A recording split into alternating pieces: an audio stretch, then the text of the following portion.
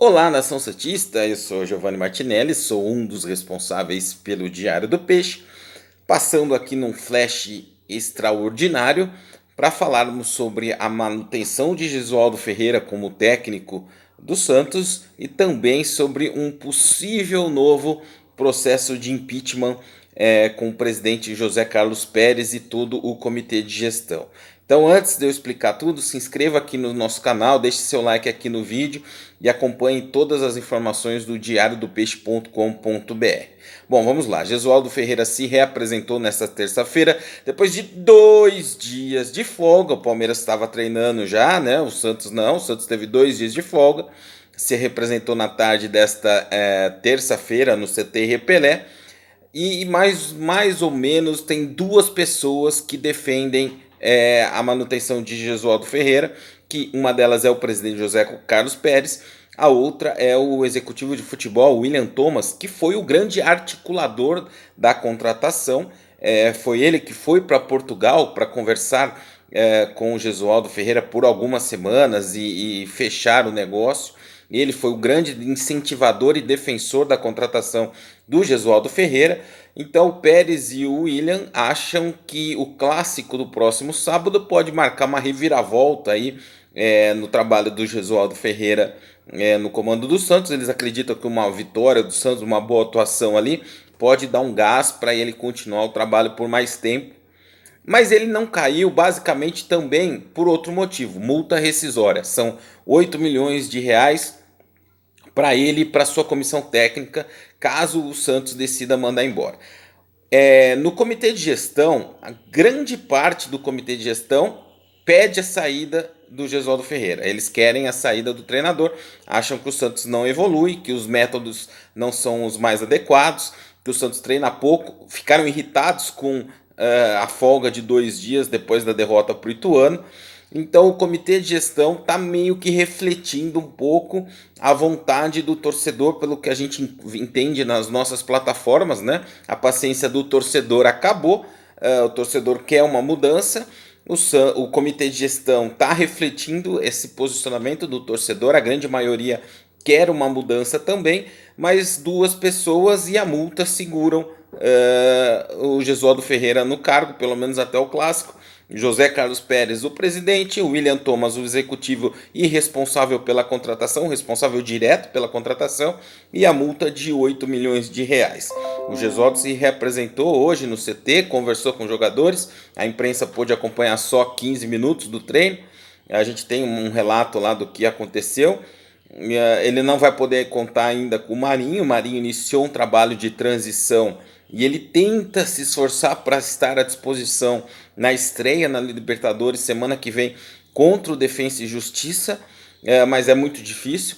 O Diário do Peixe também publicou hoje uma nota sobre como estão os adversários do Santos na temporada, especialmente o Defensa e Justiça, que ele está em nono colocado no Campeonato Argentino, na Superliga Argentina, mas ele está invicto em 2020 e na segunda-feira, ontem, né? A gente está gravando esse vídeo aqui na terça. Na segunda-feira ganhou de 3-0 do Rosário Central. Então, o Defensa e Justiça está em um bom momento. Joga antes de pegar o Santos, pega o River Plate. No próximo sábado tem isso lá no Diário do Peixe também para você acompanhar.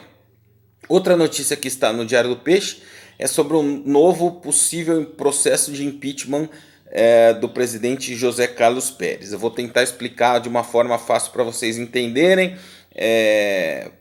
todos os passos, né?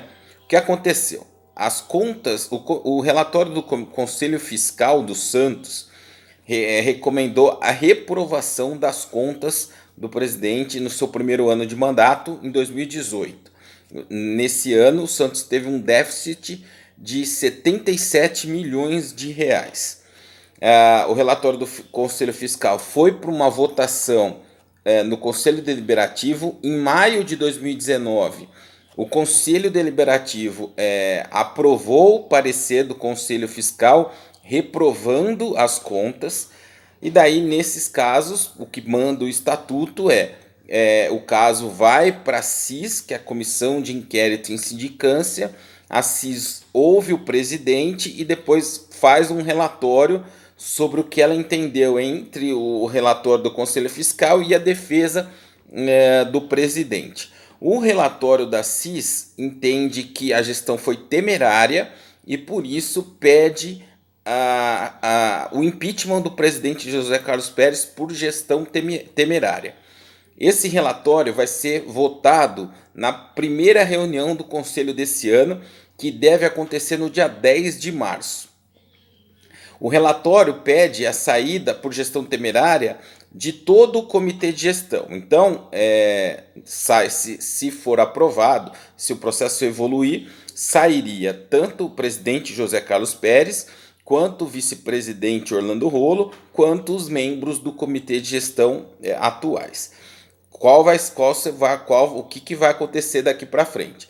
Nessa reunião, o conselho vai votar o parecer. Se ele precisa de 2/3 dos presentes para ser aprovado.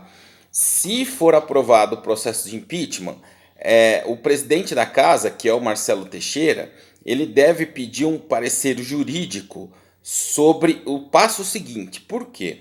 Porque pelo novo Estatuto dos Santos, aprovado em 2019, quando há um processo de impeachment, assim que o processo é aprovado no Conselho, o presidente é afastado do cargo. Então, aí o presidente afastado, o presidente do Conselho Deliberativo, Marcelo Teixeira, teria 60 dias para convocar uma assembleia de sócios, para os sócios votarem pelo impeachment ou não.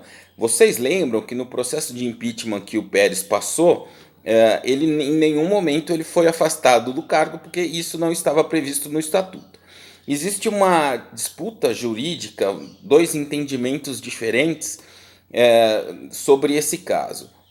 Algumas pessoas entendem que, por ser um processo de 2018, ou seja, anterior à mudança do estatuto, o processo tem que seguir da mesma forma que foi o primeiro. E há um entendimento de que o estatuto agora é absoluto, não importa que ele foi aprovado em 2019, como a votação vai ser agora em março, o Pérez tem que se afastar imediatamente se o processo for aprovado. Nesse caso, vamos pensar que o pedido, o parecer da CIS seja aprovado no Conselho, o Pérez seja afastado, o presidente convoque, o presidente Marcelo Teixeira do Conselho, ele convoque a Assembleia dos Sócios e na Assembleia dos Sócios seja decidido pelo impeachment do presidente José Carlos Pérez. O que acontece? O Marcelo Teixeira, na qualidade de presidente do Conselho, ele tem que convocar mais uma eleição para um mandato tampão. Esse mandato tampão vai durar até dezembro desse ano, quando acontece a eleição majoritária, vamos chamar assim, que é a eleição para os 3 anos de mandato. Então, esse é o cenário, e conversei com alguns conselheiros, os próprios conselheiros estão na dúvida se esse tipo de processo vai avançar. Eles acreditam que um novo processo de impeachment agora, no último ano de mandato, pode provocar pode denegrir um pouco mais a imagem do clube, especialmente a imagem do conselho, que não tem uma boa imagem perante os torcedores. Então não dá para saber ainda, é difícil você saber se esse pedido, esse processo de impeachment vai avançar. A gente tem que esperar essa reunião, que deve ser no dia 9 ou dia 10 de março. A gente vai ficar acompanhando aqui no Diário do Peixe. Clica lá no site, você vai entender, tem todo o passo a passo ali desse processo, diariodopeixe.com.br, e a gente vai ficar em cima disso aí e dos desdobramentos desse caso. O Gesualdo Ferreira aí fica ou sai no comando do Santos. Tá certo, gente? Um abraço para vocês e até mais. Boa semana para a gente. Esperamos que tenhamos uma semana um pouco mais tranquila aí nesse clássico, estreia na Libertadores. Que o Santos possa dar uma resposta que o torcedor está tanto sonhando aí, tanto desejando. Um abraço para vocês. Boa tarde.